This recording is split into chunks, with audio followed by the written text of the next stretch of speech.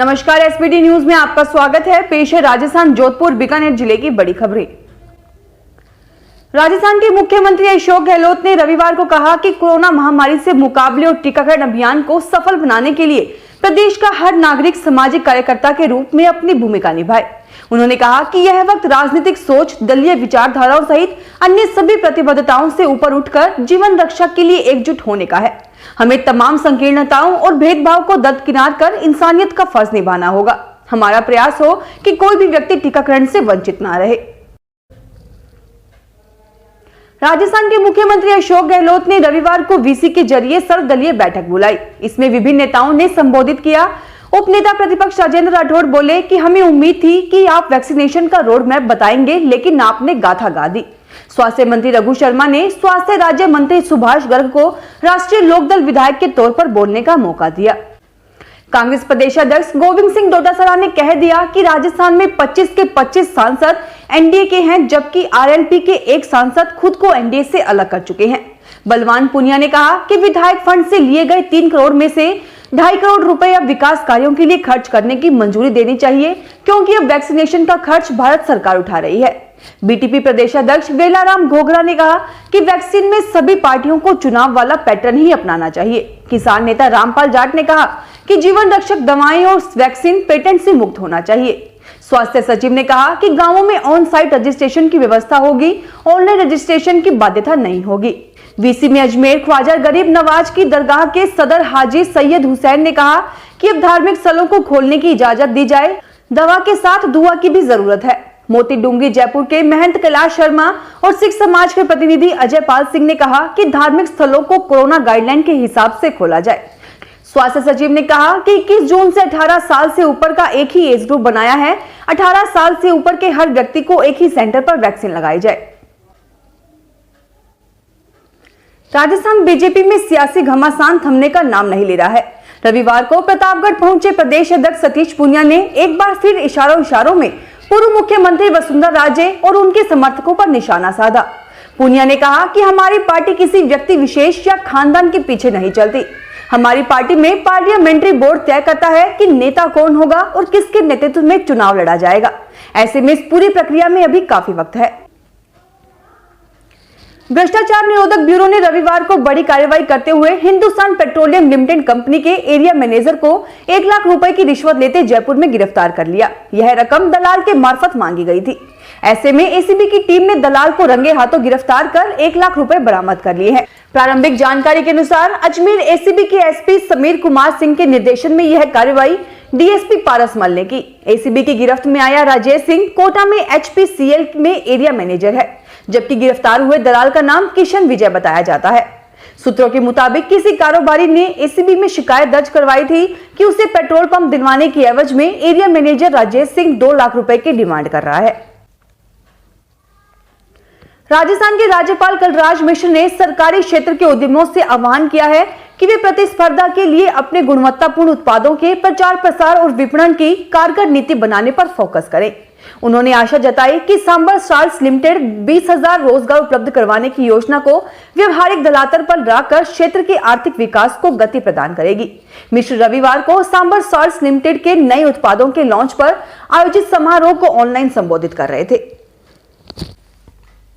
राजस्थान में मानसून 2 दिन से ठहरा हुआ है, लेकिन बादलों ने 2 कदम आगे बढ़कर राज्य के कई हिस्सों को तरबतर कर दिया है।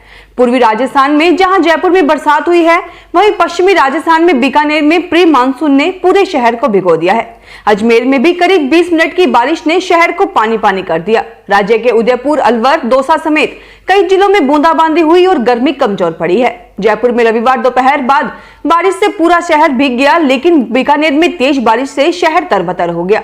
यहाँ मानसून तो 5 जुलाई तक आएगा। करीब 20 मिनट तक हुई झमाझम बारिश और इसके बाद रिमझिम से मौसम सुहावना हो गया। मौसम विभाग की माने तो अगले कुछ दिन तक इसी तरह रुक रुक कर रिमझिम होती रहेगी। जोधपुर जिले की ग्रामीण पुलिस ने फलोदी उप कारागृह से फरार एक और बंदी को गिरफ्तार करने में सफलता हासिल की है। उसके साथ ही बंदियों को फरार करवाने तथा पिकअप वाहन उपलब्ध करवाने वाले मुख्य साजिशकर्ता को भी गिरफ्तार किया गया है। मामले में अब तक 11 फरार बंदी पकड़े जा चुके हैं। 5 फरार बंदियों की तलाश जारी है।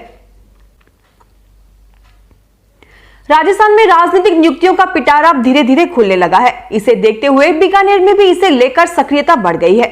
इसी क्रम में आज बीकानेर के अग्रवाल समाज का एक शिष्टमंडल ऊर्जा एवं जलदाय विभाग मंत्री डॉक्टर बीडी कल्ला से मिला। शिष्टमंडल ने उन्हें एक पत्र देकर नगर विकास न्यास के अध्यक्ष पद पर अग्रवाल समाज के रमेश कुमार अग्रवाल कालू को नियुक्त करने की मांग उठाई। राज्य सरकार द्वारा लगाए गए त्रिस्तरीय जन अनुशासन मॉडिफाइड लॉकडाउन के अनलॉक 3 के पहले वीकेंड कर्फ्यू का रविवार को जोधपुर में व्यापक असर नजर आया। यहां हर प्रमुख रोड व चौराहों पर सन्नाटा नजर आया। निर्धारित समय सीमा के बाद सारे बाजार पूरी तरह बंद रहे। जगह जगह नाकों पर पुलिस तैनात रही। बिना वजह निकले वाहन चालकों के चालान बनाए गए। बीकानेर के गंगा शहर थाना क्षेत्र में अवैध रूप से बन रही एक बिल्डिंग रविवार शाम अचानक गिर गई। इसमें काम कर रहे 9 मजदूर दब गए। इनमें से 3 की मौत हो गई और 5 गंभीर हालत में अस्पताल में भर्ती हैं। एक की तलाश की जा रही है। यह बिल्डिंग 2 दिन पहले ही बननी शुरू हुई थी। गंगा शहर में पेट्रोल पंप के पास बनी इस बिल्डिंग की पहली मंजिल पहले से बनी हुई थी। शनिवार रात से दूसरी मंजिल बनाने का काम चल रहा था।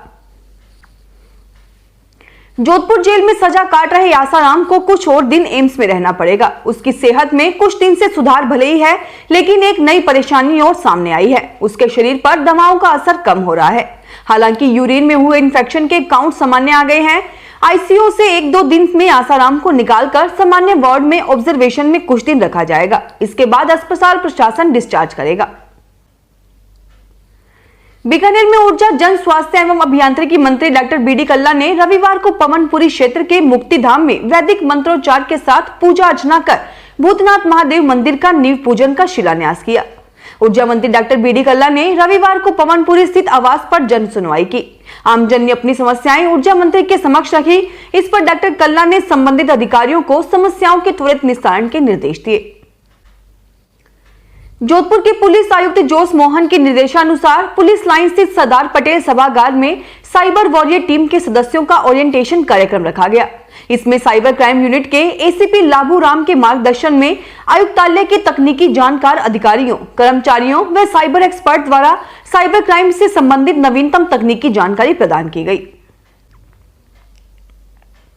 नोखा में दिन दहाड़े एक युवक से करीब 6.5 लाख रुपए के सोने के आभूषण लूट लिए गए।